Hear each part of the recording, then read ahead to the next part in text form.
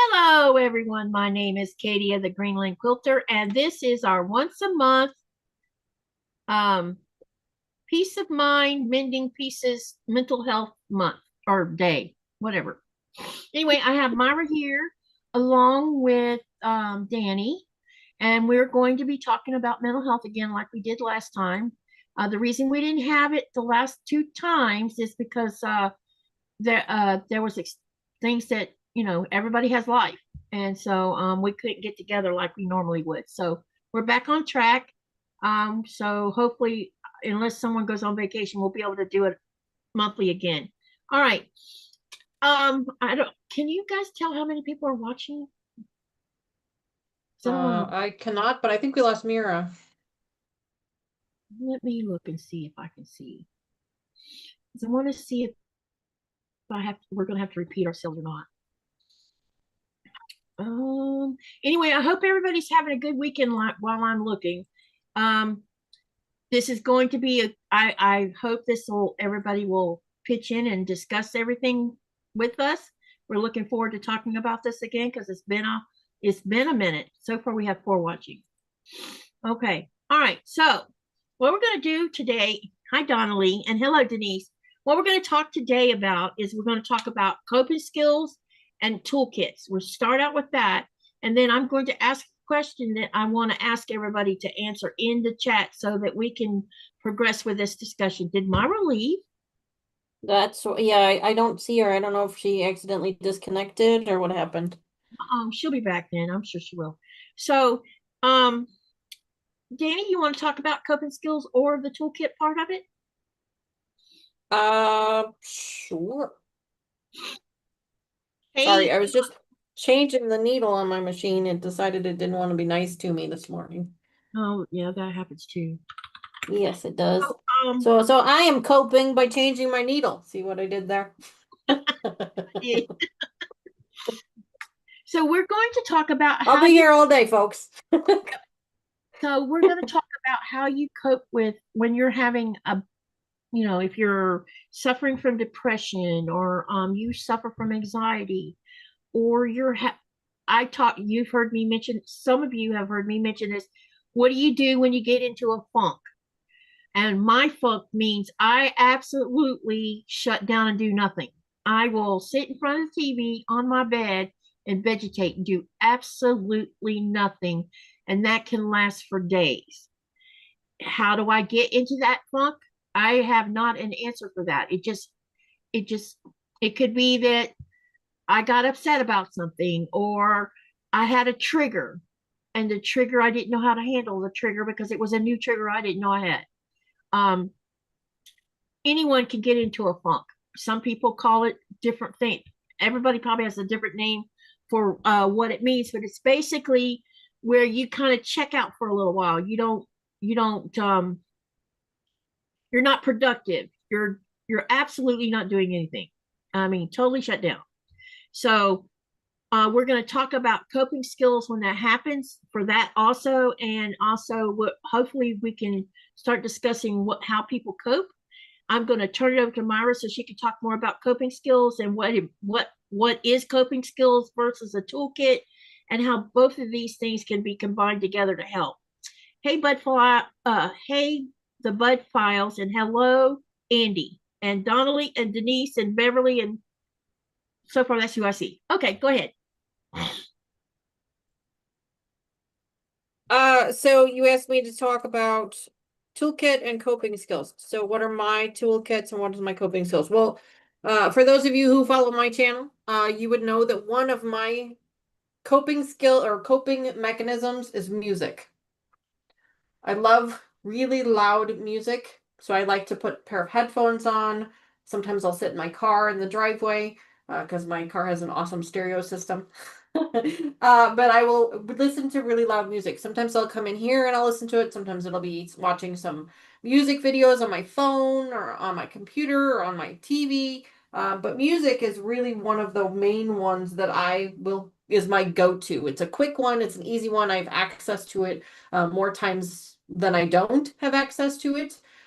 Breathing exercises is another great one. I've done a lot of research for myself, not for anybody else. I'm not an expert at anything, but For myself, I've done a lot of breathing exercises, deep breathings, focusing on counting, counting the number of breaths per minute, things like that. Just some way to shift my focus away from whatever it is that's either triggering me or creating that chaos in my mind and in my brain. So those are a couple of things that I do. They don't always work, like Katie said. Coping mechanisms don't always work. Sometimes they do, sometimes they don't, and that's why you have to have so many different kinds, because it depends on the scenario, depends on the situation, depends on what you're doing. Sometimes none of them work. Sometimes you need to reach out for additional help, whether that be a therapist or a friend or a family member or a pet. I have 3 dogs. For those of you who follow my channel, I have puppies, and they are a great coping mechanism for me because they are soft and cuddly and they love to hug. So that helps for me as well. But not everybody has access to that either. So, um, my gosh, I'm just, you kind of put me on the spot here, Katie. I'm trying to think of, I mean, obviously sewing is part of my therapy. My YouTube channel for myself is part of my therapy. It has helped me tremendously, and I'm not telling anybody else to start a YouTube channel because they're a lot of work. But my channel has helped me tremendously. It forces me to come in. Forces me to keep a schedule. It forces me to come in here and work on projects, and the sewing machine is a therapist for me. And so that my channel forces me to do that every week. Sometimes I'll be honest, and there are weeks where I really just don't want to. Like I really don't want to be in here. And I've always told my channel that I won't fake it. If it really comes to that point, like I'll just cancel my stream for sure. But when I'm, kind of on the cusp of whether I really want to do this or not, I'll come in and I'll turn my camera on, I'll turn my machine on, and usually within 10, 15, sometimes 30 minutes, I'm back to normal. Do you find Is that when is do you find when you're in that state of mind, because I have that happen sometimes too, do you Mhm. find that once you get into when you decide you're going to go for it anyway and go live, do you find within about 15, 20 minutes, whatever had you in that funk is gone? Oh, for sure. And that's Yeah, part of, I think, everybody's struggle, and that's part of why you want these coping mechanisms and why you want this toolkit for yourself, is so that if you can get to that point, if you can get yourself into that situation, whether it be, if you're the type of person who hides under the covers and doesn't want to get out of bed, if you can get your feet on the floor, if you can get your feet into, if you can get into another room in your home, those small steps, you'll find that if you can get yourself that first step, then you can get yourself to that second one. And then the third one gets a little bit easier. And then the fourth one. And then by the time you're done, it's like, well, why was I struggling so hard? So yeah, that to me is why a toolkit for anyone, I think, not just people who struggle with anxiety and depression and things like that on a regular basis, but for anyone, I think is a great, because we all have our ups and downs. Having an up or down day is a much different conversation than someone who's suffering from depression or anxiety, because everybody worries about something at some point in their life, and everybody has down days at some point in their life. So even having a toolkit for people who aren't necessarily diagnosed with a mental condition, a mental health concern, um, they can still have a toolkit in their arsenal, or a tool or a couple of different ways to cope with things. No, for that's a sure. great answers you've given here. Let me read a couple things in the chat, and then I'm going to let Myra's going to go into the same discussion as well. Okay. Yeah. Uh, So, Donnelly, wait, True Blue, who is Andy, she says, I agree with breathing exercises. Spending a few minutes doing the 4 count box breathing helps release tension. I also feel better after I exercise. So it's been a hard day. I walk or I go for a swim. And Lisa says, hello, I just stopped in to say hi, to say honey and I are watching Gilded Age, but I don't know what that is, but had to say hi and give you all thumbs up. Thank you, Leanna.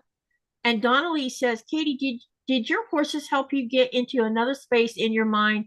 Yes, they did. See, I don't have horses now. But when I had my horses, I can tell you I spent more time in the saddle than I did out of it. Myra will even tell you that. Every chance I had, my butt was in the saddle and down the road in the middle. And there was an area that I could go to that had a big, huge pine stand. And there's nothing better than riding in the middle of this big pine tree stand because it's like the rest of the world doesn't exist anymore.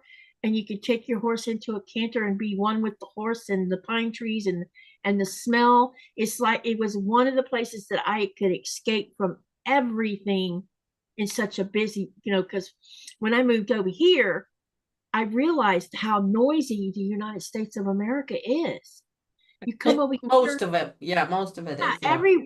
unless you live out in the middle of BFB, BFE. Yeah, there we go. I couldn't say the F word. No, I understand. I understand. Unless you're in the middle of nowhere where there is no sounds of civilization. And then I moved to a country where, golly bum, it's so quiet here. And now you've heard me complain, it's got noisy in our neighborhood because they're blowing up rock and building. And I didn't realize how special we had it until they started doing that up the road. So yeah. Okay, Myra, you go. We Oh, can't we hear can't you. hear you, huh? I have it goes green around me. Can you hear me now? Yeah, we hear you now. Yes. Yep. Okay. I have funny doodads hanging because I have a hot date in about an hour and a half, or about an hour with my husband. We're going to movie theater and dinner. And so I have these things in. And then just to make it even better, when and if I sew today, which I'm sitting here with Lillian, my featherweight, to sew, I will put on my light I love and it. It's magnifying like a glasses. reindeer. I I mean, So love it. I love so it. one it's of the great. coping skills that I like a lot is laughter. Laughter, So that's a good one. That's a good so one. I go ahead and laugh at me. I don't care, y'all. I don't have a YouTube channel, but one of my best friends do. And she lets me come on sometimes and just participate. And I really look forward to it. I am a professional therapist. I am not here in that capacity today. Today, I am a quilter. And, but you can't done for decades. And while I am technically retired, my licensure is still good, and my knowledge is still there. So, we were talking earlier about coping skills and toolboxes, and I've spoken to people in therapy that have come to me and they've said, "Well, I don't have any coping skills. I don't know how to cope. That's why I'm here to see you." And I look at them, and any good therapist, whether it's a psychiatrist, psychologist, social worker, mental health therapist, marriage and family therapist, Christian therapist, Buddhist, whatever, anyone who calls themselves a counselor, if they're worth anything, will let you know right up that they don't have the answers for you. You have the answers for you because you've Mhm. lived from birth through everything you've lived through, and you're still here. Yep. So you have coping skills. Some of them are maladaptive, like, and not socially acceptable, like over drinking, doing drugs, even prescribed more than you should, or cutting or other not great behaviors, maybe you're hypersexual in a unhealthy way. Um, but those are coping skills. And if you can learn and use a coping skill, you can learn big ones and healthier ones. And, I don't want to get into socially acceptable and unsocially acceptable because I'm nobody's judge, but healthy is what we want to strive for. Yeah, healthy. You use the word, Danny, normal. I'm back to normal. Well, I personally don't believe there's a setting on my dryer called normal. Um, it's just healthy, less healthy, and healthier. And Yeah. I'm glad that you point that out, Myra, because that is the last time we were talking about that, you had mentioned that as well. And I've been trying my darndest to remember to use a different terminology for that. Because you're right, you're absolutely correct. I don't think there is such a thing as normal because everyone is different. No two people are the same. I have identical twins and they're not the same. They have the same DNA and they're not the same. So neither one of them is normal. What is normal? And so I've been trying to change my own vocabulary for that. So I appreciate you pointing that out again. I'm going to try harder. Wasn't trying to call you out. I really No, wasn't. not at But all. And I don't take it that way okay, at all. thank you. At all. No. Thank you. I appreciate that. So I just, I have a 20, you don't know, I have a 26-year-old autistic grandson, and his normal is his normal. Hmm. My normal when I was married to my children's father was my normal, and I'm certainly not that person now, way not that person now. And so, when we use the phrase, we're going to find a new normal after somebody dies or after a big major thing in our life. Well, that's true. But yeah, when we're talking about some areas, I like to use healthy, healthier, and not so healthy. Yeah. But okay, so we've established that everybody has coping skills, and they may never have really thought about it like that. And when we talk about a toolbox, whether it's a written down toolbox, and if you were in therapy with me, it would be written down because I think there's power in the pen. And then it Hmm. also gives you something you can go back to and look at and remind yourself, oh, yes, this is what I thought, and this is how I felt, and this is what I've committed to.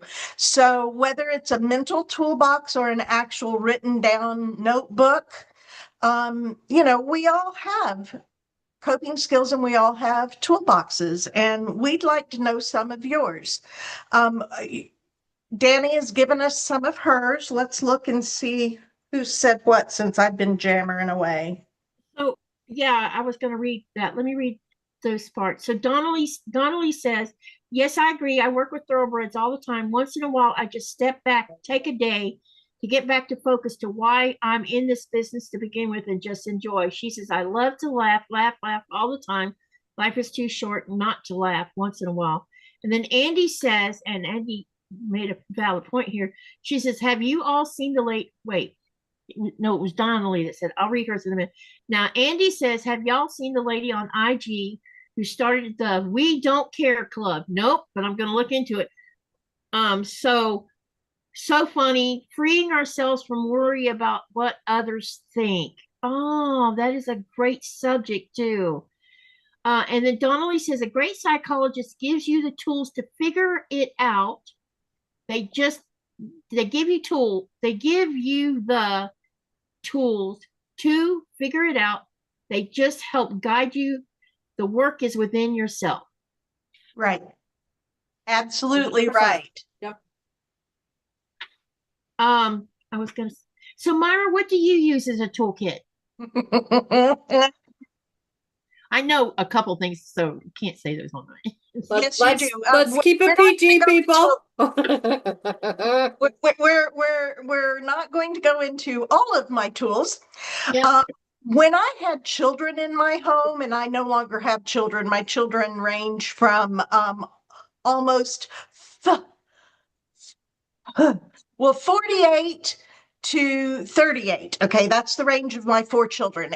But when they were in the home, um when their father was taken from our home for some things that he shouldn't have done, that he did, or was accused of doing and later convicted of, I was a yeller. But once he left our home and I got on some antidepressants and I got healthier my own self, I made a pact with my children that I wouldn't be a yeller anymore, that I wouldn't holler and scream at them. I'd get up and I wouldn't be lazy. I would go to them and repeat, say one time, you must clean up your room by this time or this is going to happen. I'd walk away and then I'd come back. And if it wasn't done at that time, I would do whatever I said this was going to happen for consistency's sake, and made me a much better mother, made me less stressful. But of course, I was still human. And so there were times when I wanted to scream and holler and yell. Yep. So for me, going into my vehicle and turning it on, turning the ignition on and turning the music way up, whatever venue of music it is, and screaming, physically screaming at the top of my lungs as loud Letting it go. as I can. It's funny you bring that screaming thing up. I don't know if it was you that told me, someone, I think it was you, when I had all this anger going on right after, the stuff happened with my sewing room, and I had all this built up anger. And normally we've discussed this about how I tuck my anger in and not let it out.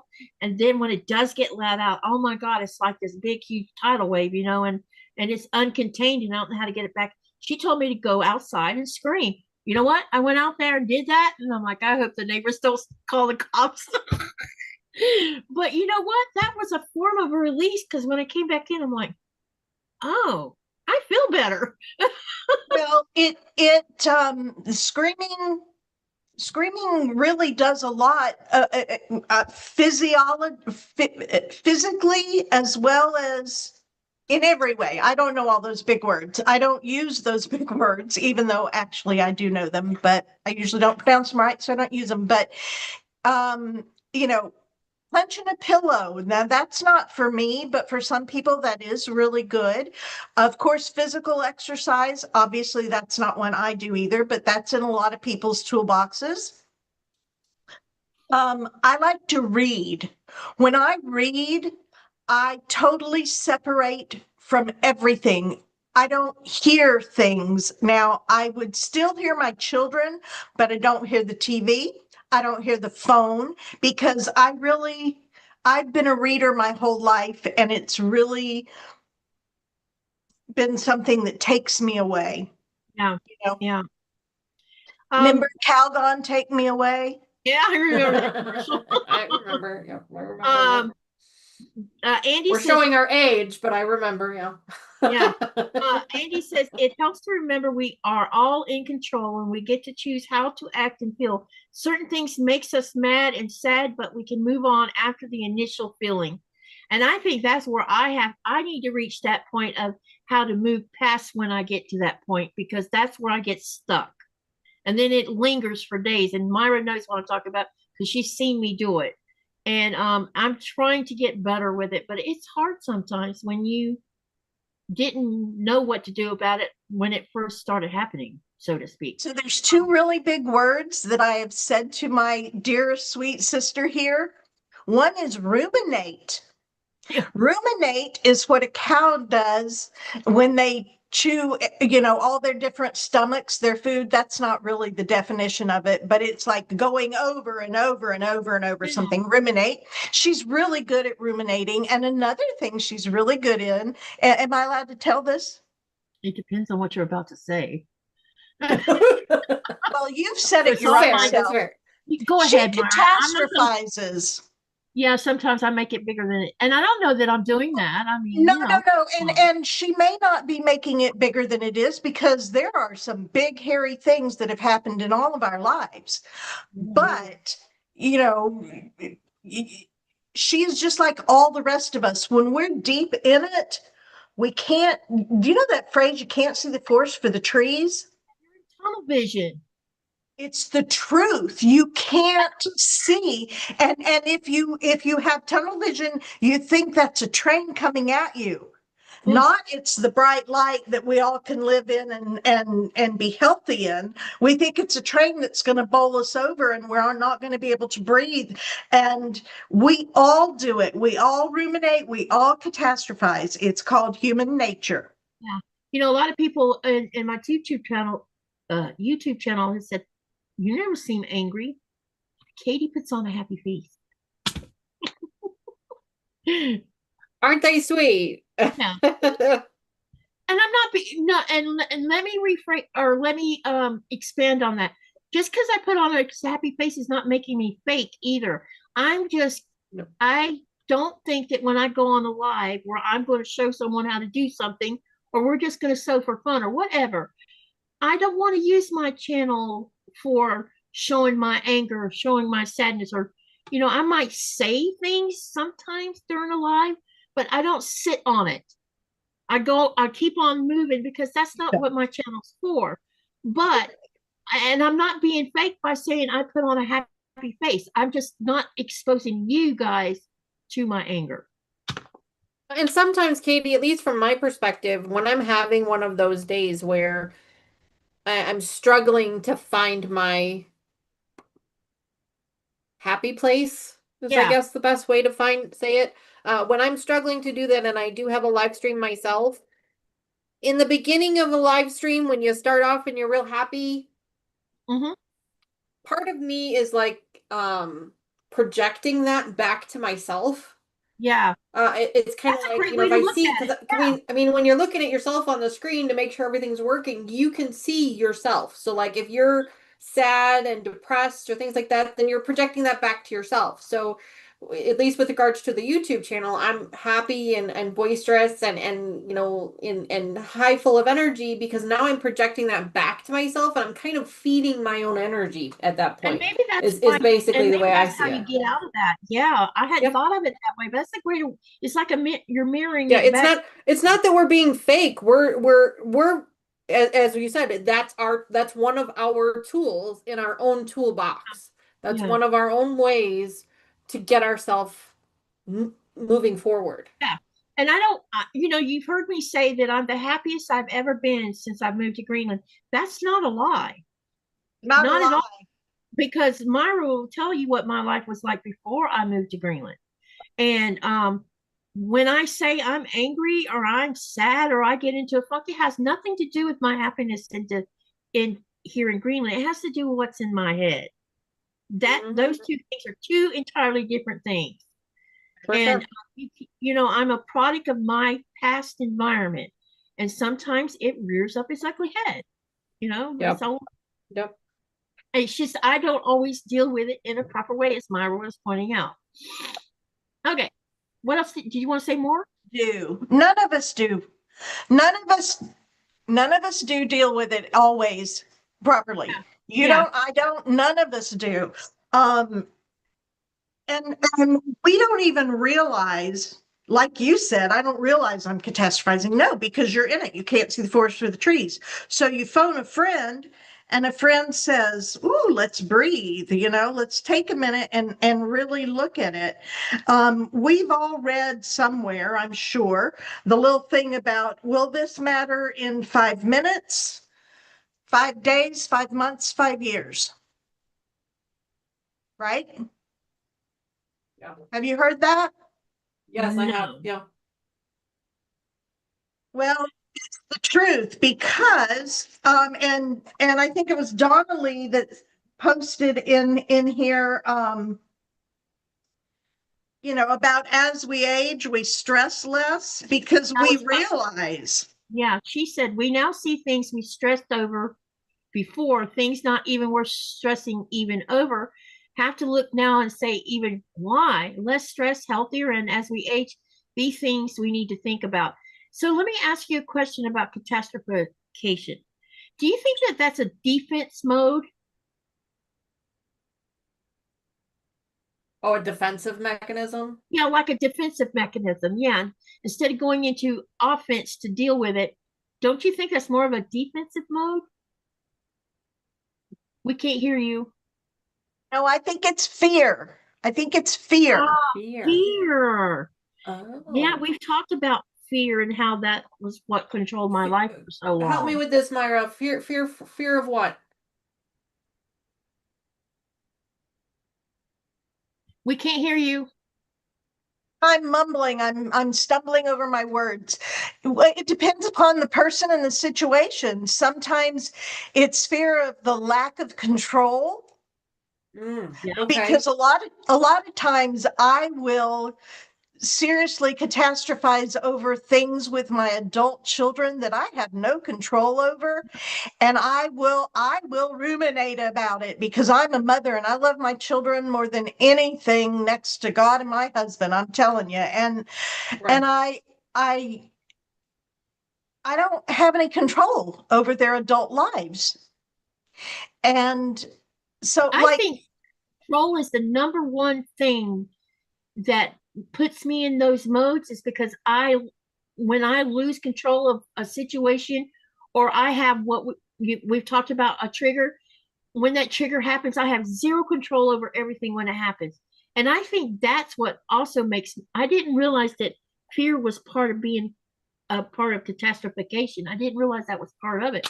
And we've talked on and off over the last year or two about fear and how it controlled, how my father used fear to control us, and how fear controlled a lot of what went on in my life. And I didn't realize that that was tied to the other thing.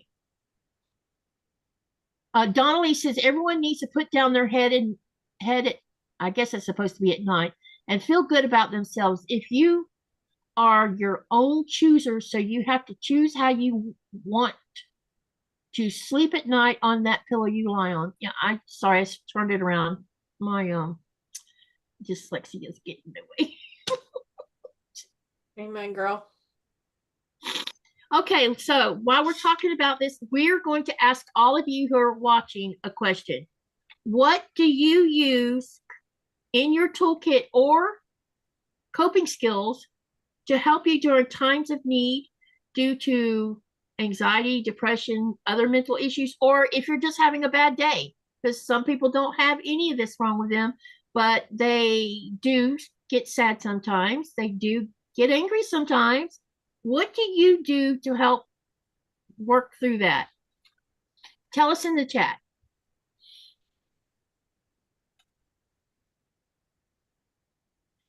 And I guess I'm the only one that hasn't said what I do when I do coping, right? You said do. Yeah. I'm So, such a child. I'm sorry. yeah, it's all right. Yeah, that was the wrong way of saying it. Sometimes my words get twisted around. Sorry. That's So all what right. do I do when I'm not in a funk that I've fallen into, but I have a bad day or I'm feeling anxious? Danny and Myra pointed out a few things that they do that's similar to what I do. If I'm in a really ugly mood, I will listen to music too. And my husband can tell you this. I'll be sitting on the bed with this grim look on my face, turn some music on, and within 10 minutes, I'm bouncing my butt on the bed. The other thing that I do, and I wish I could go out on the boat more often than I do, is when we go out in the middle of nowhere and we commune with nature, there is just something about, it's the same as what I was talking about riding my horse in the pine trees.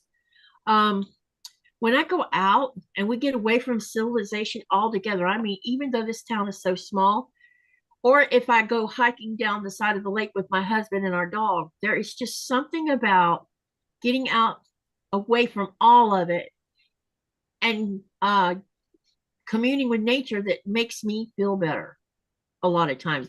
Because one of the things Nikolai said this last time we saw, you're getting out of the house today.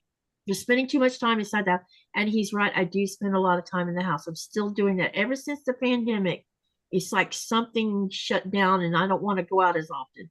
And when I get out, once he gets me out the door and like 10 minutes later up the road, I'm already feeling better. So, that's part of coping. I'm still trying to figure out how to cope with when anger happens. I'm still working on that, y'all. I don't know if I'll ever exactly figure it out or not. I hadn't had anger that was unchecked until the accident happened to my sewing room. That's what it triggered my PTSD, and then the anger came with it.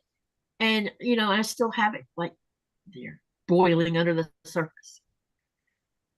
Something that really helps me a lot is to try to have and okay, I'm just going to say, try to have an attitude of gratitude for me, because and Katie knows this is true in my life. I've had way less than I have right now. Mhm. I am living a dream right now with my husband, with our life, with our lifestyle. But I have had times in my life when I made $5,000 a year with 4 children and an incarcerated ex-husband who didn't pay child support. And I was on food stamps. And I mean, I have not always been in the blessed area that I am right now. And even back then, to have an attitude of gratitude, because even back then, my children were mostly healthy. Yeah.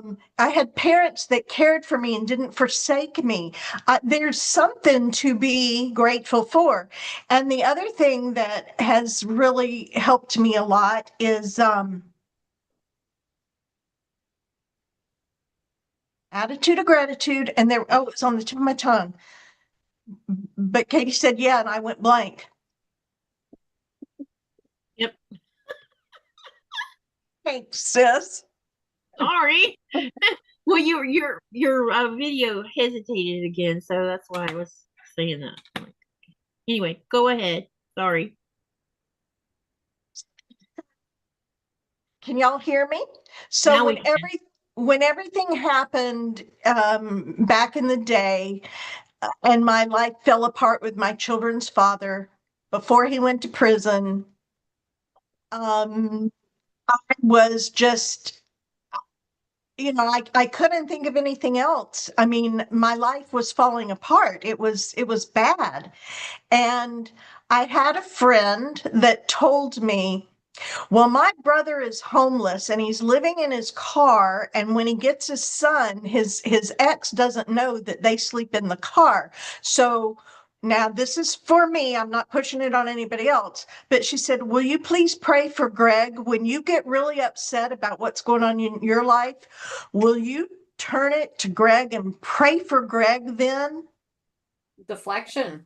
I And like I that. said, Ah, sure. there you go. And There's a so whether it's praying for somebody else or whether, we come in here and we sew or we go on a horseback ride or whatever, but sometimes you just got to get away from your own self and get out of your own thoughts. yeah. Yeah. So Donnelly says Myra, you how do you, let's say that, and I'm going to try and turn this a second. This conversation is amazing and it's wonderful and it's really helpful for us to be able to reflect on our own behaviors and our own struggles. But what if you're around someone else who is having, oh, sorry, that's having these same struggles? How can we help them? What can we do? How can we, because I mean, there are people out there who, there's nothing wrong with me. I don't need any help. But yourself struggling with these same types of things that, yeah, you do. yeah, they're You going do through. need help. But you can't tell that person, yeah, you need help because they're not going to listen. So what recommendations do you have for that type of a situation? just as a friend and not a professional, but as a friend, are y'all hearing me? Yeah, we hear you. Yes. Okay, I don't have a little green around my screen, so I wasn't sure. So, what I've done as a friend with friends that as a professional, I know they really need some professional help, and they can't get it from me because I'm their friend. Right. But I know they really, really, really need it. Yeah. So very gently and with all the love that I can muster, I know you're hurting and you don't like feeling this way. Can we problem solve together and find a way? You have done that with me. Keep going. Because it's true. If I tell you you need to, and my mother is the world's worst in telling me what I need to do, my 91-year-old mother is telling her 66-year-old daughter what she needs to do to this day. And I hate it. So whether I'm being a friend or a therapist, I try very hard not to say you need to. And if I hear myself say those words, and Katie will tell you this is the truth, I have stopped myself and I've said, no, I don't know what you need, but you might want to think about Yeah. doing XYZ. Have you thought about, you know, because nobody wants to be told what to do and how to do it. Okay.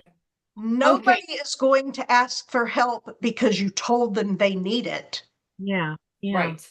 You know, So, don't you want to feel better? Can you remember a time when you felt better? Don't you want to get back to that? yep. Donnelly says, your fear of the disappointment you fear disappointment of others, their need to make them good. You forget yourself. Then you start to vanish with yourself. In the meantime, you count as much of them. And then Andy's got, she sounds like Melanie. Andy says journaling helps to brain dump all your thoughts and imagine the different outcomes.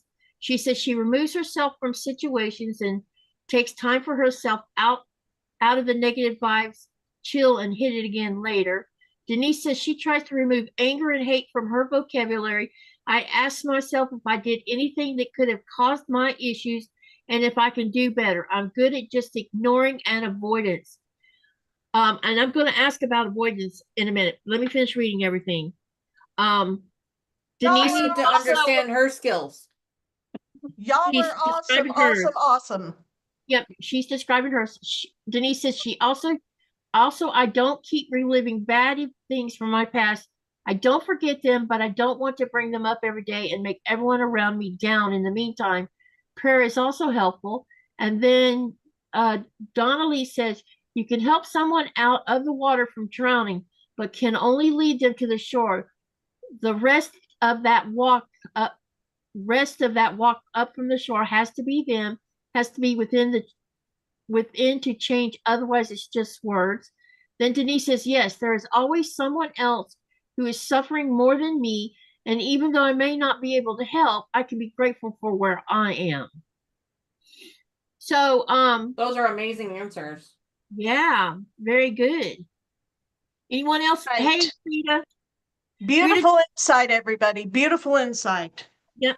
Rita, do you want to hear the original question? Because she just walked in. Let us know. I apologize for the dogs barking in the background. I think my daughter's home from the weekend, so they're I excited don't to hear see her. your dog. I heard your puppy earlier live, but I don't hear your dog. So, Rita, I have these little bobby things in my hair because I'm going on a hot date in about an hour. You need And to send me some of those. what? You need to send me some of those. Okay, well, they're real easy. They're just plastic and they roll up. I can sleep in them, and there's two sizes. And if I can find them I don't know if I got them in TJ Maxx or Marshalls or Bell's, but if I can find them, I will get you some and send them. Rita, did you have any comments you wanted to add to this discussion so far? Donnelly says, why regret, rehash, can't change it, can't take it back. So I say that what was bad, make sure don't do it again and just move along. Yeah, I got it. It's going on now. Well, the why is because you're human and it's human nature. I mean, I'm just saying. Rita says, oh my goodness, I thought those were interesting earrings. That's awesome.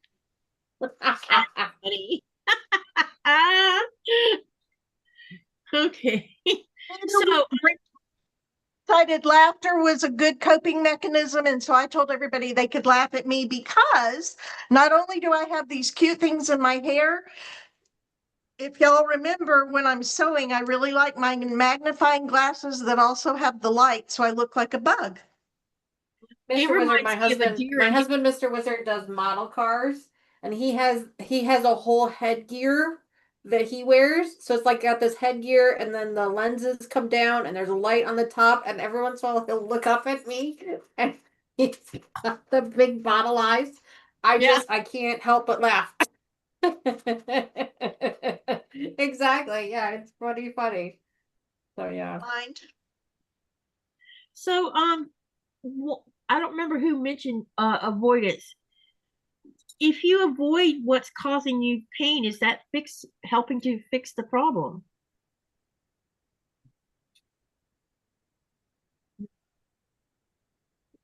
I mean, is it avoidance or is it acceptance? I mean, those are two very Yeah, different that's what I'm, things. Are yeah, you accepting what it is, you know, and letting yourself, you know, deal with it or let it go, or as I say, embrace your inner Elsa and let it go. Uh, you're going to this get the princess over here started. you know, is that what you mean by avoidance, or are you just avoiding it and you know, and trying Down. to work around it and not deal with it? Because avoidance, it has a tendency to come back. Yeah. It has a tendency to come back bigger and worse than it was the first time, and it will keep coming back and keep coming back and keep coming back until you accept it. And once you've accepted it, that's really when you're able to, as I say, embrace your inner Elsa and let it go.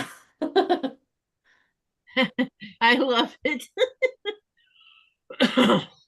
um,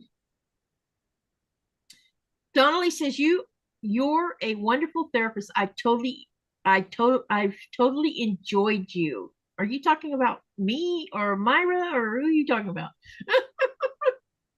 All I right. know they're not That talking about one. me. I'm taking that one. I'm a therapist. I'm taking that one. Because But I'm not there. actually, you know, well, thank you. Thank you very much. It's very kind. See, I have you on here because you can help weed through Baby. some of the stuff we don't have understanding of. I think the professional opinion or the professional insight is extremely helpful. Because yeah, very helpful because sometimes you bring you when we make a comment, you fix it in such a way that makes better sense. Put it that way. And because you're my sissy. Mm. How I are love you doing? you. I I love don't you have any more too. snacks. Sorry. My puppies. I was in here in my live stream earlier and I had snacks for my puppies. And so now they think because I'm in here again that I have snacks. And she's literally sniffing the entire room trying to find the snacks. You I'm sure not sound the an awful snack lot dealer, I like swear. Dora. It's date night, y'all, because I didn't hear snacks.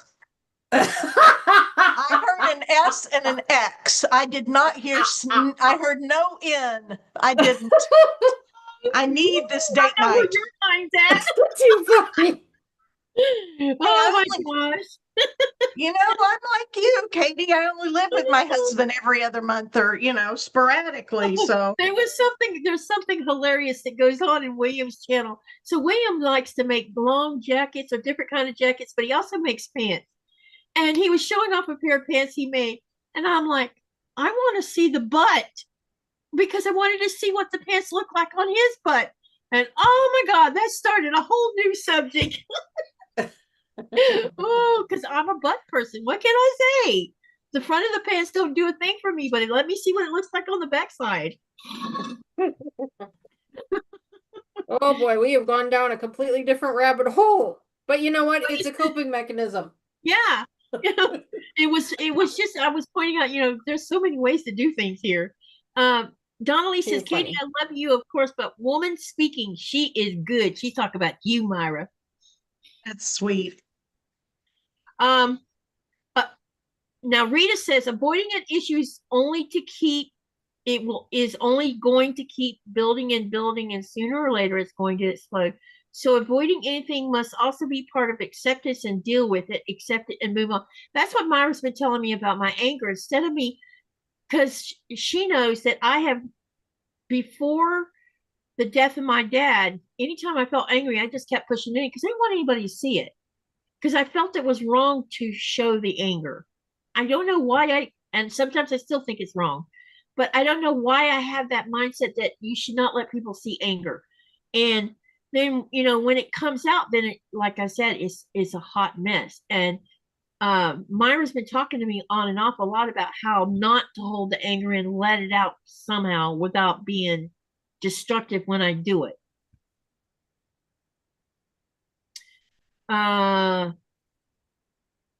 Donnelly says, me too, Katie. And Anne, hello, Anne Art Boutique. Welcome, welcome. And oh my God, the song just popped in my head because she said it. She says, I like butt. That is the ringtone to my Lie. best friend whenever she calls me. Yeah, that song is totally cool because Yvette would sing it a lot. Too funny. Sweetheart, I don't have any snacks. I'm sorry. Well, I gave you know who a chicken leg just to appease her for now. So she's not in here. Right now she's I got nothing. snoring under the table. Okay, She's just so silly. where should we go from here on this? So I got one. Okay. All right, so I'm gonna take my glasses off because this is gonna get a little deep.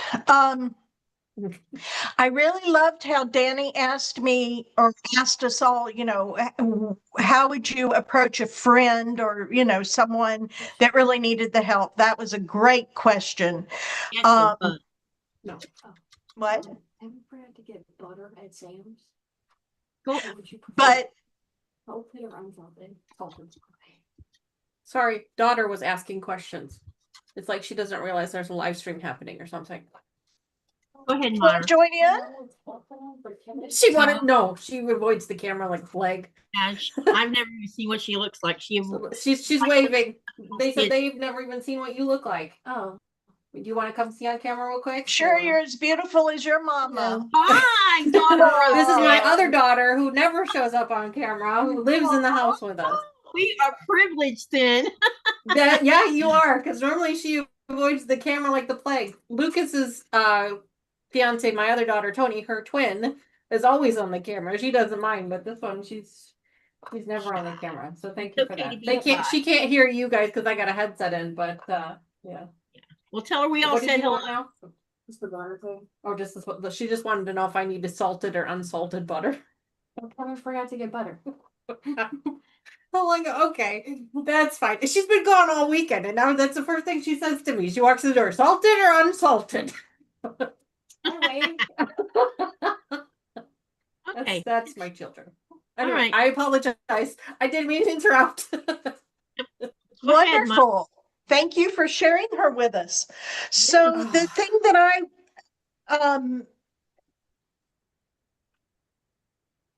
my passion is suicide prevention.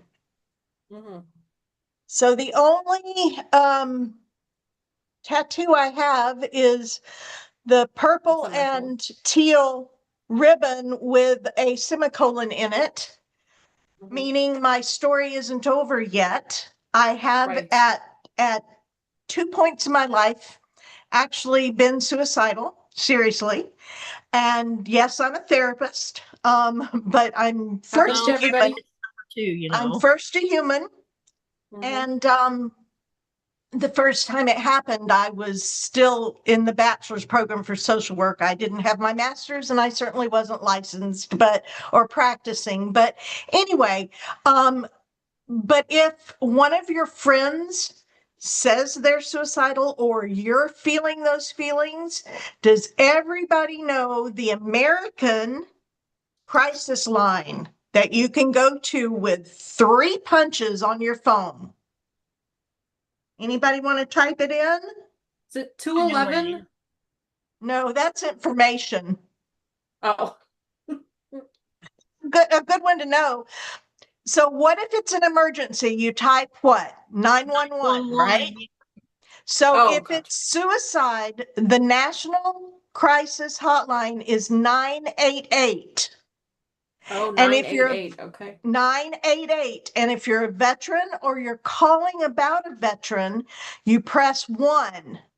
After it answers, you press the number 1, and that sends you to the dedicated veterans crisis line for military, active duty, retired, whatever.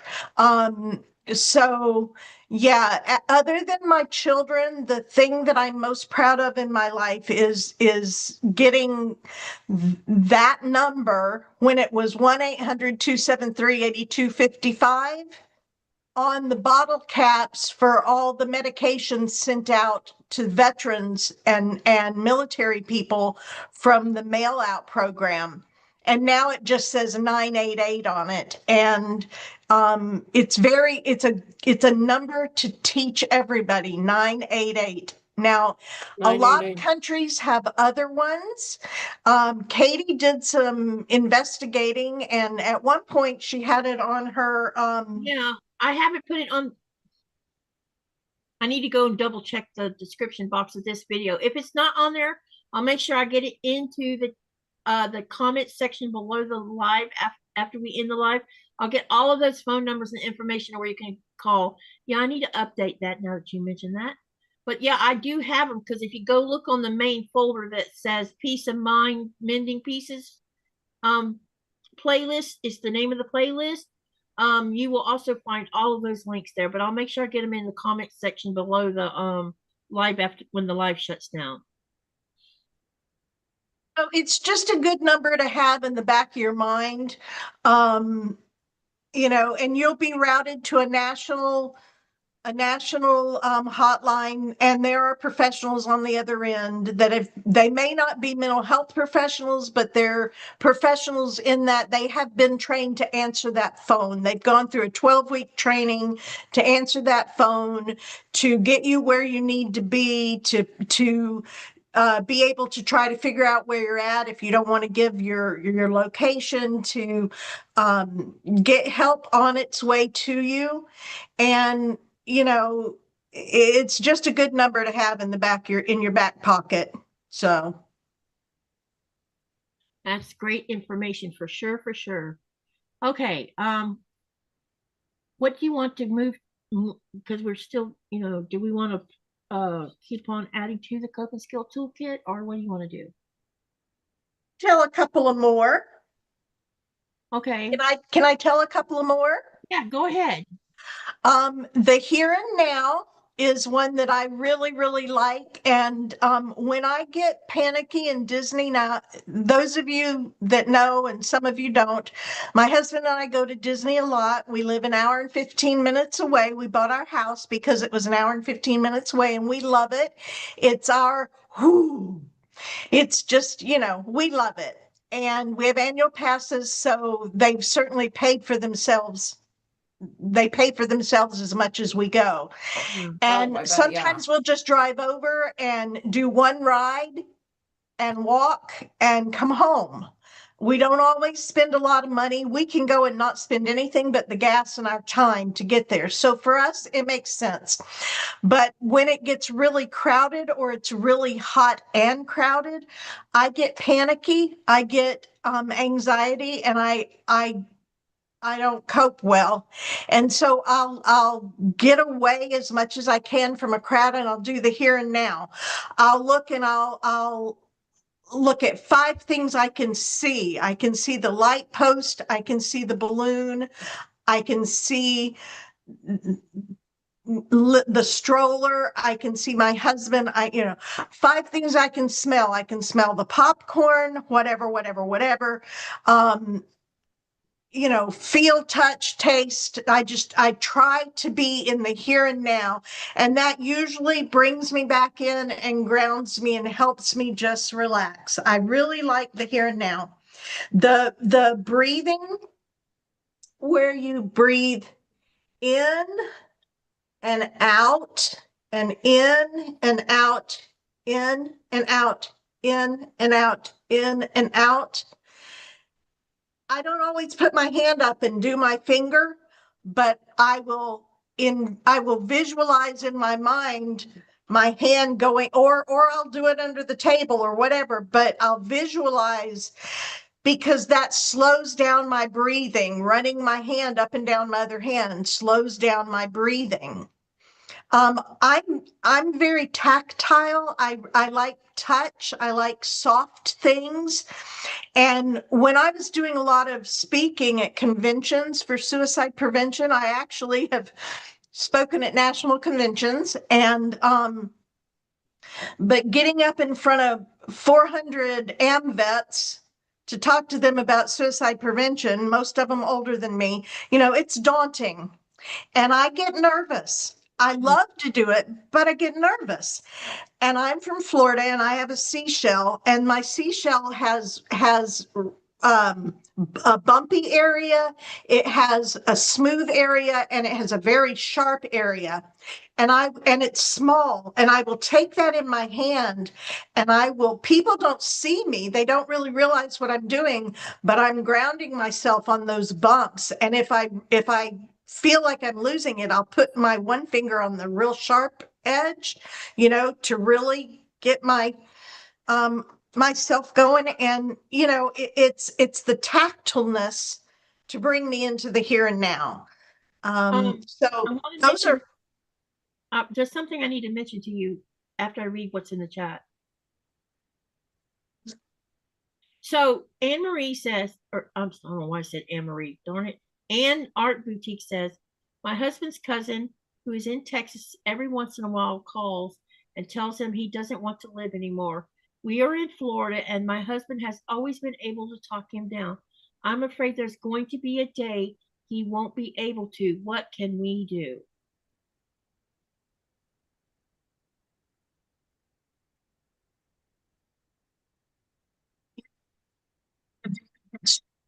you can know that you're doing the very best you can do. Unfortunately, sometimes The unthinkable happens. the mental illness wins. Yeah. I don't ever say anybody died by suicide. I don't. And I also don't say committed, but nobody in their right thinking mind is going to take their own life. Whether they're so despondent and depressed, that's not a healthy right thinking mind. Whether they're on drugs, that's not a right thinking mind. So all you can do is know that when you're with them, you're doing all you can do, and you have to rest in that, because we don't have control over anyone else. And they may take their life one day, and it will be something that you have to live with, but you couldn't have done any more. It's like the one person that was in chat had mentioned, they said, you can take them out of the water, you can take them to shore, but they have to choose to go any further than that. And unfortunately, sometimes the mental struggle that they're going through just has such a impact on them that they can't see another way. No matter how many times you tell them, no matter how many ways you show them, they just can't see it. And unfortunately it happens. Okay, so having said that, because some of y'all know that I've experienced this firsthand with my first husband. Should you lose a family member in this way while you've been trying to help, you've done all you can and they do it anyway, how do you yourself cope with what's happened so that you don't end up blaming yourself? And I'm going to give you a short example of what I mean by that. The last time me and my daughter saw my husband was a Sunday afternoon, and I didn't know that he was angry when I came home with my daughter, and I made food and I took it in there, and he said some things to me, and then my daughter got into it with him, and then there was this big blow up of an argument between the three of us. That was the last time that both of us saw him.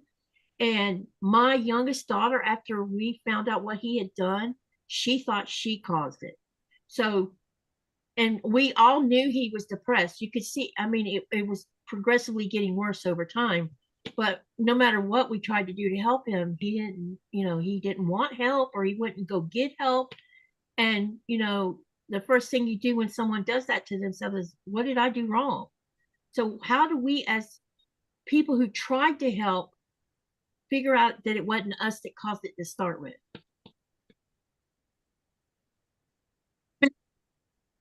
Then the chair of a group called American Foundation for Suicide Prevention, AFSP.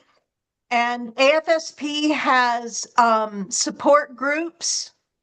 And let me tell you, there's nothing like talking to somebody that's walked your walk to help you through it.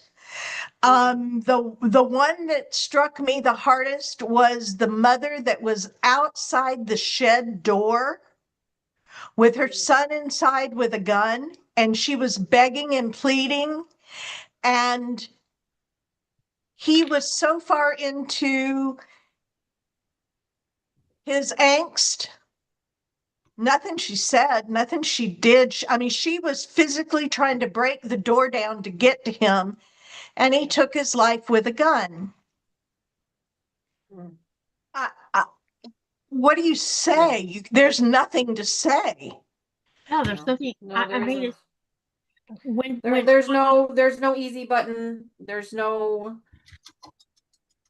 that it just becomes a new process. It becomes a different type of a process for now that person. so for the Guilt is person, a big thing, like you said, trying to work through that guilt. And we all, I think anyone that's been in that position, they know they shouldn't feel guilty because they know that it wasn't anything they did, but that doesn't matter in that particular instance. It's it still doesn't like there. that. Yeah, the first few weeks after such a tragedy, I can remember, I don't know that I would have listened to anything anyone said at the time No. because it was so traumatic. And two of the biggest things I would say is Myra heard me say this too. It was okay he did it to me, but it was not okay he did it to my kids, and that was why I was so angry because I couldn't understand why he would do this and leave such three beautiful children who were never in a handful ever in their lives. Why did he do that? It's always why. You don't have an answer. And now It's over, not And you're about not going them. to. It's yeah, not about those kids, because when you're in the middle of it, when I was searching the cabinets for meds to take so that I could stop the pain, I still had two children in my home, young children, and their father would have gotten custody of them if I was not there. yeah, Even though he's a listed sexual predator in the state of Florida, he would have gotten custody because they weren't the victims. yeah. And it wasn't that I didn't care about my kids. It was that I was hurting so bad. I just wanted the pain to stop. I just wanted to sleep. And if I could go to sleep, maybe forever, then the pain would be gone. You can't when you're that far in it.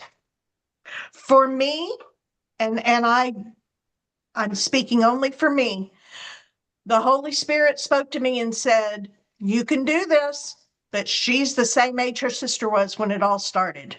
Yeah. Now that was for me. That's for nobody else. But not everybody has those kind of epiphanies or those kind of things, and they end up, pulling that trigger. Even though the mom is outside the door going, I love you, we'll get through it, because the pain is so great. Psychological pain is more than any physical pain Yes, anybody could ever have.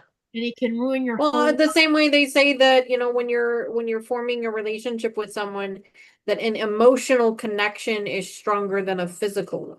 Yeah, It's the same one. It's the same thing. yeah, exactly. Okay, let me see here. Rita says, Myra, the bumpies is the reason why I have things on my nails that I can touch. They are bumpy. You want to hear something funny about what she said versus what you were talking about? Did you notice that I had a blanket on the bed at your house that wasn't your blanket? It's an extremely soft blanket with silk trim all the way around it. That blanket goes everywhere I go. I have realized it's my safe thing. And when I'm not at home in my bed, I have to be somewhere else. And Nikolai says he's seen me do this. I'll be feeling of the silk in my sleep.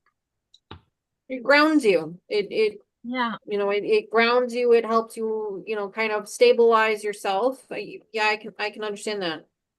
And I You have know, done with this. little children, with younger children, it can be stuffed animals, it can be Yeah, blankets, yeah. it can be sheets, it could be, and I don't mean it like it should only be for young children. Adults are the same Oh, way. well, I We started out have as a these child things doing that it. can ground us. Yeah. Yeah, I could tell you as far back as I can remember, I have always had a blanket with silk on it because on the edges, and I would be feeling of it in my sleep. Nikolai seen me doing it in my sleep. You're a 60s baby, because in the 50s and 60s, they made all their blankets that way for that reason. Yeah. Yeah. So, because I worry sometimes, like, why'd you bring your own blanket? Nikolai knows why I bring it, and he doesn't even question it because he agrees with it. Okay, Rita said some other stuff. She says, and my sister does that to me all the time. So far, I've been able to talk her down. I just listen and give her the option of calling 988. I can lead her to water, but she has to drink. And then Ann says, thank you, Rita. I also lost a brother to suicide. We had no clue he was struggling. And then Rita says, my youngest daughter's second husband on Thanksgiving 2018, she dispatched herself while people were there and in front of her daughter. Oh my God. I can't even, oh, me just thinking about what mine did to himself was bad enough. And it took my brother explaining, Kat, he did this. And I'm like, wait, what? Because they were trying to bounce when they came to our house and they wanted me to ID them. One of the questions they kept asking me was, does he have fingerprints on file? And I'm like, well, he might have had them in the military or that first time he got arrested, so I don't know. And I said, it's him in the picture because they only showed from here down. But it was the same old flannel shirt he loved wearing. His leather belt was on him. He was wearing jeans. I knew the shape of his hands and how they looked, but they said that was not ID. And I said, I don't understand. I just said it's him. And then my brother hops in there and he says, no, you don't understand. We cannot ID him the way they need to ID him. We need to know if there's fingerprints. And when I finally realized what he was saying, it was like, I really didn't want to know that, you know. Yeah. It's rough. Rita says the second half is that my youngest daughter blames me because she lived in different states and figured I abandoned her. Yeah, you know, families sometimes do stupid things. Pam says, I too have lost several suicides. Golly, there's a lot in here that has. I too have lost several to suicide. Since I suffer depression, I empathize so much the darkness, but made myself a promise to ask for help no matter how hard it is. Thank God I have been able to. Yeah, I'm at that point where I'm not going to do myself. No. Y'all think about, can you hear me? Yeah. Okay, think about Naomi Judd of the Judds. Right. The woman took her life hours before she was supposed to be inducted in the Country Music Hall of Fame. Oh no. I mean, With seriously? The Country Music with, Hall of Fame, y'all? with her family out of the house with her. Oh, yeah, yeah. They were all there. Mental health issues are no respecter of person, nationality, economy. No. Do you know that suicide is the #1 social issue here in Greenland right now? In Sorry, fact, Katie, I couldn't hear you. did you know that the #1 social issue here in Greenland is suicide? Really? Yeah, and there's the new government that has started governing. They're going to be spending money on mental health and on children who have parents who drink, because that's #2. So, and kids who have parents who are alcoholics suffer at the hands of those adults by mental abuse and physical abuse, or sometimes the other thing. And so these two subjects is something they're going to work really hard on to help correct and open avenues for people who need help. Because that there's no mental hospital here in Greenland. There's no alcohols where you can go and detox yourself. There's none of that here. So people take their lives into their own hands. Do you think that the government would hire me to come over and I know Do they're you- looking. I would look over. I'll see if I can find where you can look for that because they're trying to hire nurses too, and they will listen to this. This is what they're offering for anyone who's a registered nurse, and I think they're also looking for surgeons. They pay for you to come here. They'll pay you a salary. They'll pay for you a place to live, and they might even give you a car to drive while you get an income. And income here, paying income is really good here. Now, I am sure you'll still have to, I don't know if you'll pay taxes to the Greenland government or if the U.S., if you're only here under a short period of time, but if you end up migrating here to live here, then then you'll pay taxes here, not in the United States. Unless, of course, you're making millions or some kind of something. Pam says depression and suicide knows no boundaries. Rita says, Myra, you put curls in and I do everything possible to get curls out. You know why I keep my hair braided? So I can, when I do take mine out, so I can have a wave in my hair. Because my hair is straight as her hair is straight like mine. Only I don't know that yours is not baby fine though, is it? Yes, it is. Mine Yes, is it's straight as a board and it will not hold a curl. Yeah. So the curls will be out as soon as the humidity hits it. Sorry, sissy. on because it's been raining today, but that's okay. I will know that I did it and I will have them for a little bitty while and that'll be good. Okay, so As long as it makes you feel good, that's all that matters. hey Chloe, welcome. So wait, we have a new look at here. Hello, Kathy. My grandson took his life January 20th of 20. Oh my gosh, that's a year ago. He had spent 4 years in the Marine Corps. I'm so sorry. Gosh, that's so close. A child passing is so hard. Okay. Stuff. What's next? Come in. Hey, Shut the Mr. door. Wonderful. Hang on, he's gonna come in. Shut the door so the cat can. Why am I coming in? To say hello.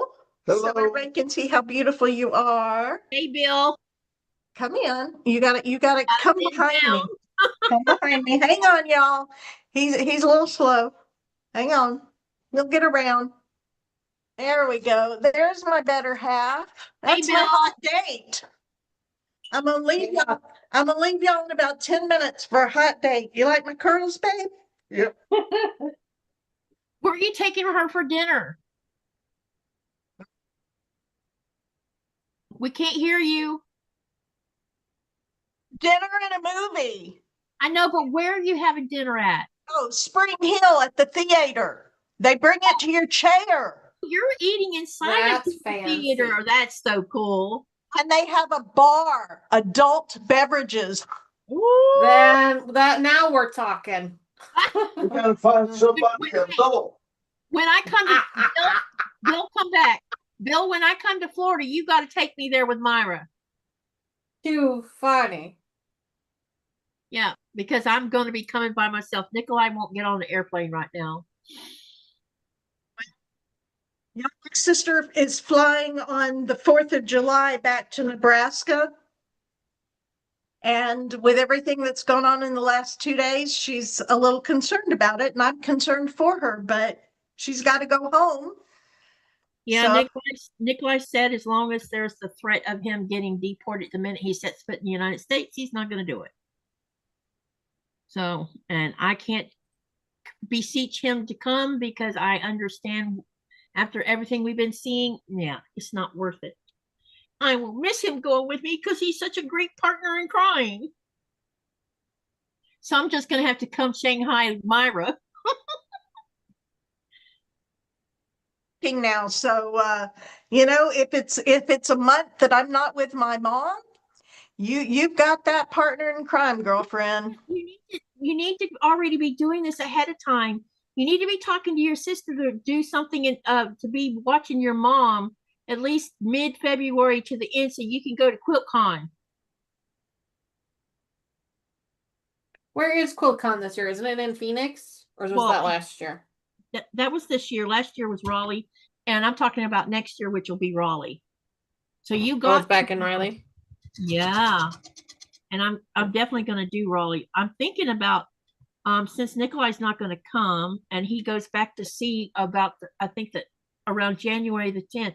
I am seriously considering hopping on a plane, fly to California, go to road to California, then go see my grandkids, send all of my stuff that's sitting in their house home, then fly back to Florida, hitch up with my sissy, and us go to QuiltCon.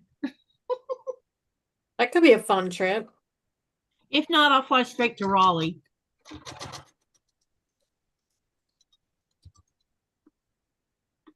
We can't hear you. Still can't. If I go, I don't want to be alone in the car because you know how much I hate to drive. I'll drive. I have no problem with driving. Well, I have no problem. I just hate it. Yeah, I would love to do a road trip, Myra, and I don't know what you would think about this. I would love to, instead of flying to California to start with, I would love to road trip from Florida to California. It takes about 3 days if you don't spend too much time messing around.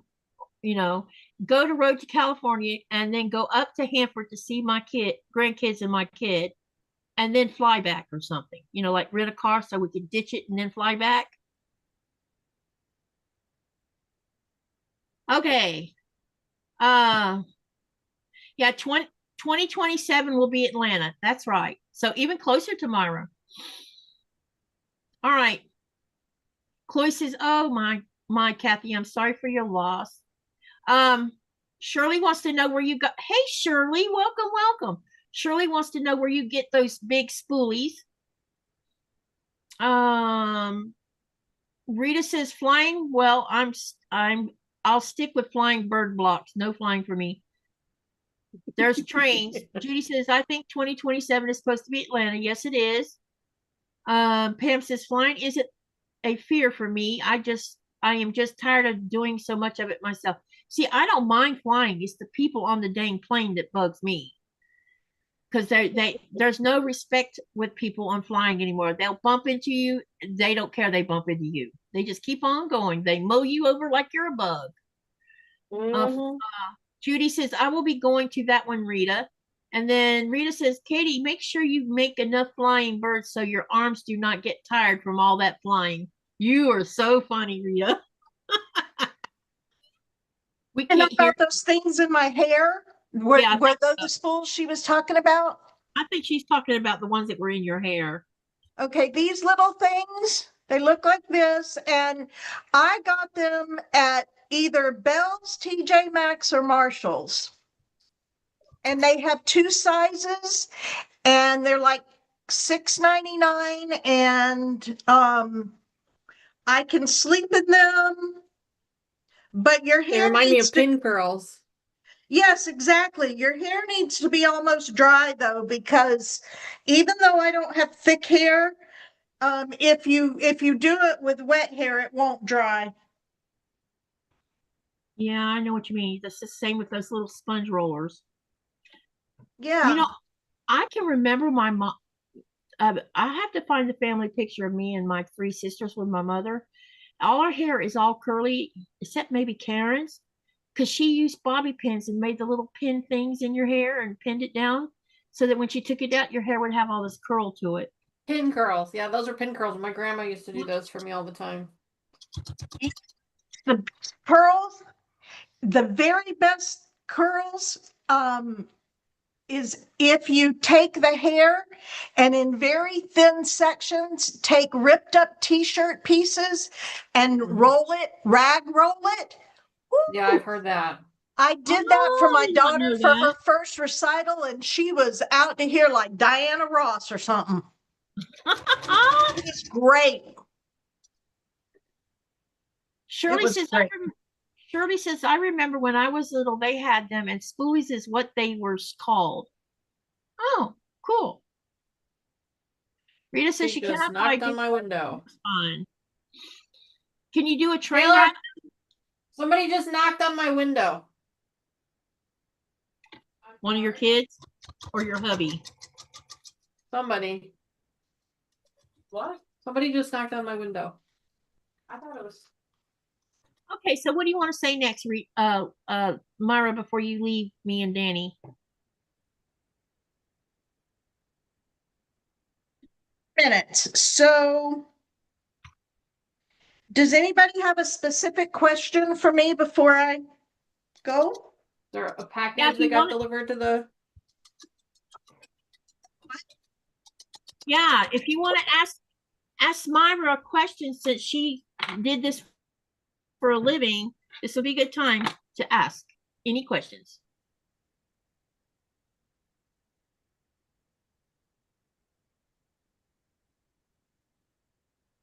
Shirley says, I must run. Hugs to all. See you later, Shirley, and thank you for coming.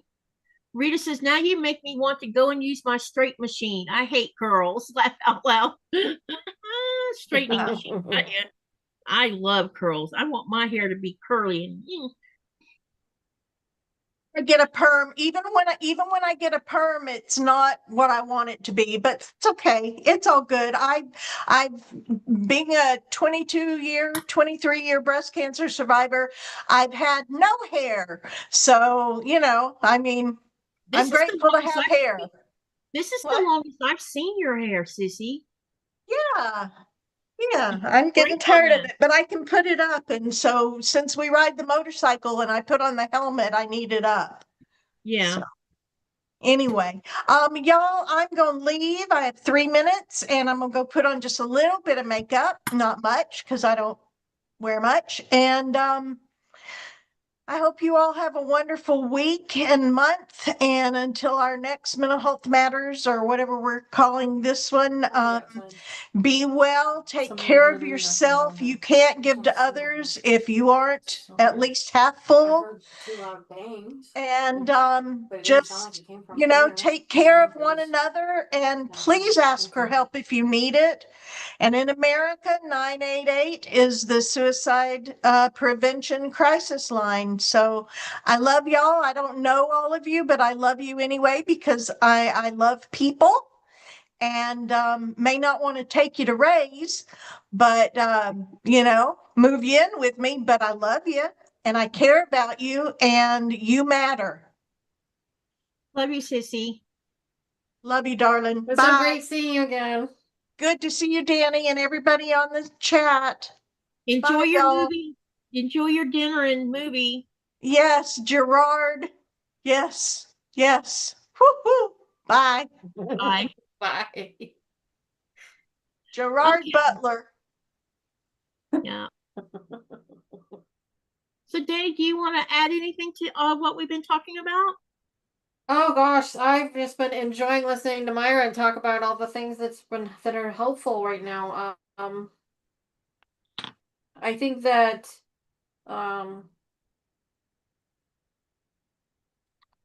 gosh, I was just taking in some of the things that we've talked about today. Some of the tools that we have in our toolkits and some of the things that we can do, and I think it's important to express again that if you do know someone that is struggling with something, that you can't allow their struggle to become your struggle. Yeah. You have to remember that they have to take ownership of it themselves in order to really heal. That's not a responsibility that you can take or that you should try to take on, even though as parents, when it's our children, we can't help it. When it's our family, we can't help it. I understand that. I totally understand that. But for our own health, it's what has to be that way. You have to take that step back when the situation calls for it. Time. I'm sorry, Katie, you broke up. You know someone's going to harm. Okay. Yeah, something's going on. Can you hear me now? Can you You're hear me now? breaking in and out there. Yeah, now I can hear you. Yeah. Okay, so say you know a family member definitely is going to hurt themselves. Is there someone you call that can come and stop it from happening altogether, or you fall where they do? Well, at least here in the States, you can call 911 and they can put that person in what they call a psychiatric hold. They can basically, if they can get to them in time, they can take them by ambulance. If they basically treat it like a medical issue, and they can take them by ambulance to a hospital where they can put them on what they call a suicide watch.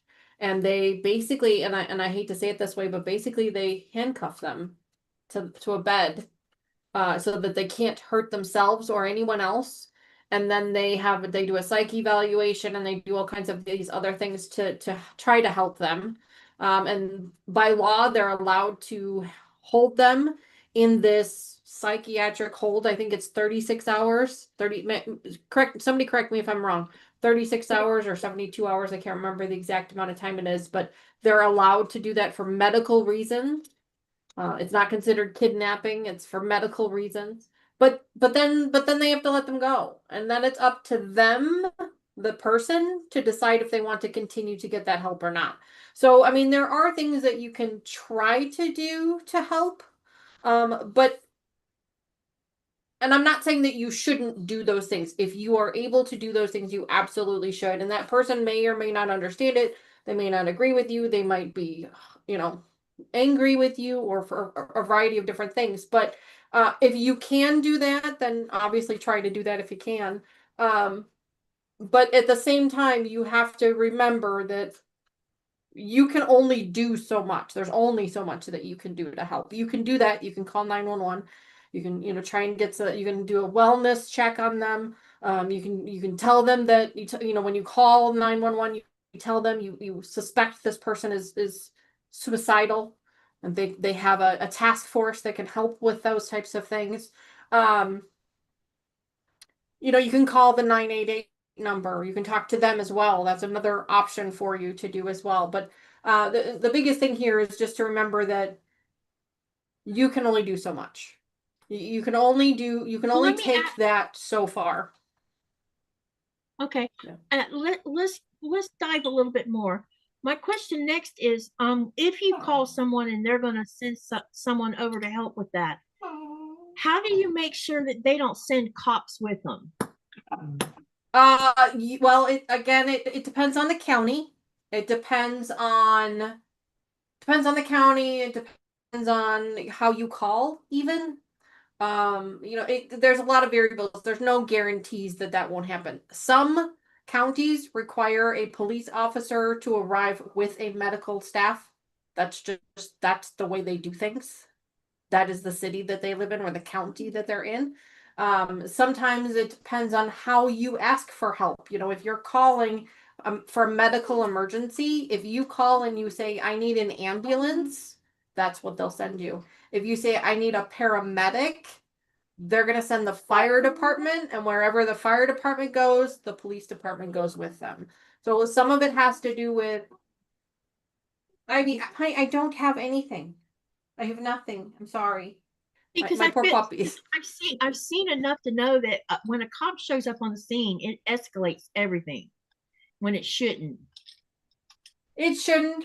And again, it depends on the situation. It depends on the county, depends on the city. I know somebody in chat said that the police officers always show up to be able to help secure the EMTs, and that is true in many, many cities. I don't know that it's necessarily a requirement for every city. I don't know. Maybe it is. I don't know. Well, I is there think a way a person can get an answer to that when they're calling and asking for help? I mean, I would think that you could contact your local city municipality or check your city bylaws to see what the bylaws are for it. I'm gonna say probably a good rule of thumb is to assume that a police officer is going to arrive with the medical professionals. Like somebody said, a lot of times it's for the safety of the EMTs. Okay. So in some cases, the police officer is just there to ensure that everything happens peacefully. With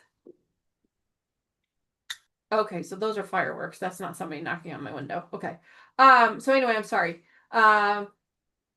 Sometimes the police officers won't approach them at all. They're just kind of there to oversee to make sure everything goes okay. Um, it's you're right though. Sometimes when a police officer arrives, it can make things escalate. It depends on the situation, depends on the scenario. Sometimes just having an emergency person there, just having anyone show up can escalate the situation too. There's no right or wrong answer here. You have to do what you have to do to try to help as much as you can, and also to eliminate your own guilt as well, because if you don't do anything, you will definitely feel guilty. If you do something and it doesn't work, or they don't get there in time, at least you tried. And so that has a lot to do with it as well. Yeah. So one of the things that when the thing happened with my husband, we were gone a big part of Sunday, me and my daughter. And what we didn't know about until well after the fact was that his parents had been there to see him. And he had told his parents that he didn't want anything to do with them ever again, to get out of his life. If I'd have known about that, I would have realized something really bad was going on with him, because he would have never done that before. But I didn't know about it because they just took it the wrong way. Instead Right. of, well, Right. something's wrong with our son, we need to deal with it. Yeah, I mean, I feel like anyone that's saying anything about hurting themselves or hurting someone else is a cry for help. Whether their intention is to do anything at that particular moment, or whether they're just using that as a threat in a conversation, I don't think it matters. I don't think it matters. I think that is a cry for help, no matter what. Yeah, yeah, exactly. And I know a lot of public places like schools, places like that, they all take that very seriously. Very, very seriously. And as they should. Yeah. But I think anybody should take it seriously. Mommy doesn't have anything. I'm sorry. Okay, let me read all this stuff we have lots of comments right now about what I just asked about. Okay. Let me see here. Only in a medical hospital are they handcuffed. Laura says hi, Katie and Danny. Brenda says hi. Chloe says it depends on state law. The time frame varies. Rita says depending on how bad they are, also be put in a psych hospital for monitoring for up to 6 months to review. Wow. Chloe says they can be taken to court if they are too much of a danger to themselves or others. Yeah, but going to court takes a long time to accomplish something. And by the time you accomplish something with the court, it's too late. Rita says, Taylor, come get her. huh? I'm sorry, I'm trying to calm my dog. It is dinner time and she's very hungry. Sounds like my dog. Don't worry about her making noise. Everybody's used to Nora making racket. Cops have to go, no choice for safety She's of being the loud and obnoxious. that Flying that dog. must be a more recent affair, because when my ambulance came for my son, there was no cops involved, but that was for a different reason. Pam I said, think it all depends on the situation. It depends on the city and the county, and I do believe the majority of cities and counties do send a police officer, especially nowadays. That wasn't necessarily the case always, but especially nowadays with all the animosity among things. yeah. But I think it still does depend on the city and the county and resources as well. Some Yeah. cities don't have, like the city that I live in, my fire department is volunteer. If your house goes up in flames, good luck to you, because our fire department is volunteer. It takes them a minimum of 30 minutes to get to you. So it depends upon, where you're at, who you're at, what county, city thing. I agree that for the safety, it should be a thing for everywhere, but I don't know that it necessarily is. And I hate to say it always happens, because then people are going to tell you you're wrong, Yeah. So I'm Yeah, going to yeah. say probably the majority of the time it does happen, but I can't say that it always happens. Rita And I'm not saying that I disagree with why it happens either. Yeah. That is Yeah. not the case at all. I agree with why it happens for sure. Rita says it is due to calls like that go under welfare check. Rita says, oh wait. Laura says the police are always dispatched for safety of emergency personnel. That didn't used to be that way. Rita Yeah. says many EMTs have to show up and the situation is very vital and the individual ends up attacking EMT, so thus the officer's position. Yeah, and then there's your escalation too, because cop comes in and gets in the middle of it. Most of the time, those who reach out are crying for help. It is when someone needs help and does not cry out that there's an issue. Rita, you are 100% correct. The emergency team has to be protected. Katie, it really doesn't take as long as you think. My cousin and her husband just had their son taken because they were concerned, and it took them less than a few hours. They're in Iowa. Well, maybe they had a good lawyer or money for a lawyer. Yeah, the and that takes money. warrants and things like that, it just depends on what's going on. I mean, if a city or a county needs to put someone under medical watch, and they have to have, they have to have legal reasons to do that, it can be done in a couple of hours. Yeah. Okay, got you. So that then Rita says, like, If when they need to take over, for their own health and well-being, they need to take over and be, if they need to be found unfit to be able to make their own medical decisions type of situation where it's a life or death, they can do that very, very quickly. There are avenues that they can go through to do that very quickly. Now, if you're talking about someone in a poor home situation where they have to go through legal entities, now there are many changes to the laws and things to help prevent those types of things and to move them through court systems faster nowadays than there have been in the past, for sure. But the overall judicial system can take a very long time, depending upon the severity of the crime. well, it's not a crime to be sick. No. I didn't mean crime. Situation. Depending upon the severity of the situation. That's probably a better term. Yeah. Let me see. They don't have money. I know. Let me see here. Let's see. Hey, Sherry, welcome. Laura says they didn't have a lawyer. They went to court themselves. Interesting. They don't have the money. I know that for sure. Yeah, a lot of people don't have money for lawyers. Like, we want to get a pass. This is off topic for a minute. We want to get a passport for Blaze, and we can't afford a lawyer to get a passport for our grandson. So we're still waiting to see if we can find a lawyer that'll do it. What do you call it when they do it for free? Pro bono. Yeah, pro bono. We're still trying to find a lawyer that'll do it pro bono. It's going to take at least $5,000 to get all the right papers filed so that we can get a passport for Blaze. Aye.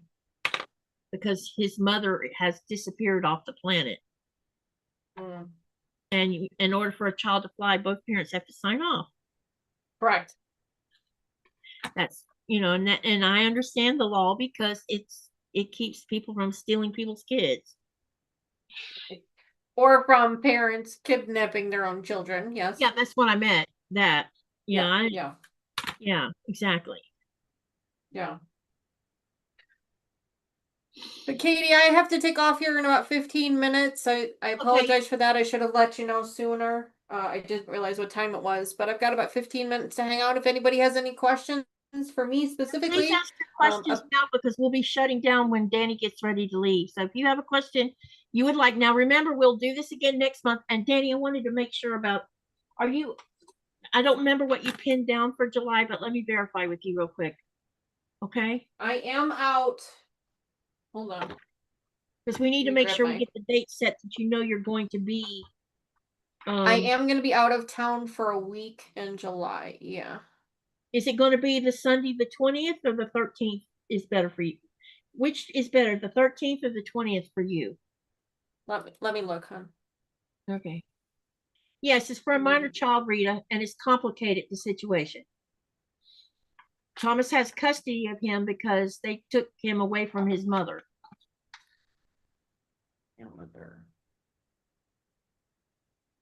July.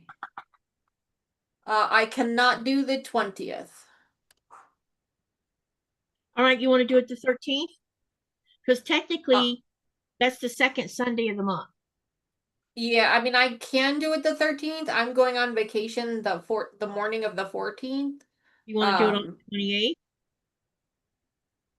The you mean the 27th? Did I miss right? I mean, if you're willing to do it on the 27th, I can Yeah, the the 27th would 27th. be I'm the sorry. I got best. this. I need to fix the calendar date. The 27th is the last Sunday of the month. Correct. Okay, so you want to do it that weekend? If you don't mind pushing it back that far, yeah, that'd be perfect. It's all good. I have no cruise ship there or anything else. Oh, good. Pieces of mind. Brenda, happy birthday to you. She says her birthday's on the 20th. Yeah, happy birthday to you. Mending Pieces. Okay, I'll get this set up in Zoom and send you the Rita says she's got a question for sure. Does anyone want to go to the doctor for her tomorrow? Yeah, she's No, not no. tomorrow. She's not looking forward to it at all. All right. So, if you have time after the live, it would be lovely if you would go and comment below the video of what you thought about what we talked about today. Number one, talking about coping and toolkit, but also make a comment, say, hey, can we talk about so and such and such? Because I know topics. Yeah, I know there's going to be lots of topics that we should cover each time we do this. So if you have a topic that we haven't covered yet that you would like to discuss, please put it in the comments section below this video after the live shuts down, because that's the only time you're going to see it. And all of y'all do that for us. That way, when we have our next live, we can have these comments wrote down so that we can actually cover that subject in the next live. I want everybody to know that we appreciate all of y'all coming. Thank you for talking about, touchy subject, which many talked about what's happened to their family members. And I'm glad you could talk about that, because this is a safe place to talk about this at. So anytime. 100%. This is a safe space. My channel is also a safe space. Feel free to reach out to me. I mean, I obviously reach out to Katie, however you would normally do that, but you're welcome to reach out to me as well. I am trying much better to answer emails faster. I'm really trying hard to do that. Facebook messages, I do try to answer those as often as I can. Comments on my channel as well. A Zoom call if you really need it. We're here to help. We're not just pretty faces you see on your TV. Exactly. If you're having a really crappy day, and you have one of our emails to say, can you Zoom with me? I need to talk. That's all you gotta for do. sure. I mean, we're not professionals. Please don't take this as professionals. We're not. If you are really struggling, the best thing you could do is dial those numbers that Myra gave you, the 988 number or even 911 number. I mean, obviously don't wait for us. But if you're just looking for, a quick conversation or what have you, Yeah. please. We weren't talking about professionals. We're talking about being your friend and being there for you. That's what part of this, this is why we're trying to build this community. Because, some of us don't have money to go get mental health, but if we have someone who can listen to our woes, usually that helps us feel better. So, we're here to help support.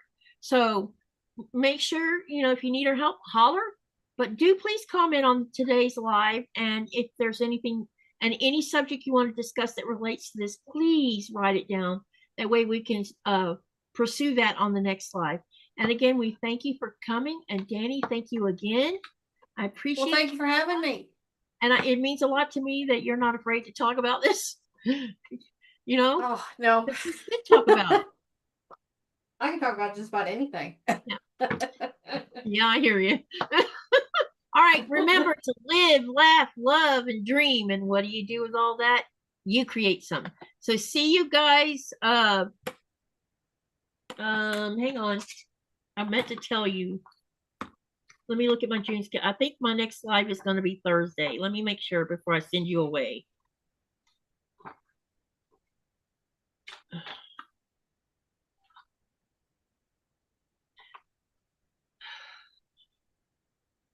Yeah, Thursday. So I'll be posting about what we're going to do Thursday and Friday and Saturday. And also keep in mind, we're doing Star Climber with Sean on the last Sunday of this month because he had lots going on with the two international students. They're both going home and he's trying to stuff in as much last minute stuff as he can with the two girls. And so we pushed Fun. it back so he could do that. All right. Love you guys. Thank you for coming. And as we said, if you need anything, just holler. Good night, everyone, or good afternoon, everyone. No, don't go any. Look who's making noise. Nora. Can you hear her, Danny? I can, yeah. See, so what I did is I gave her one chicken leg before I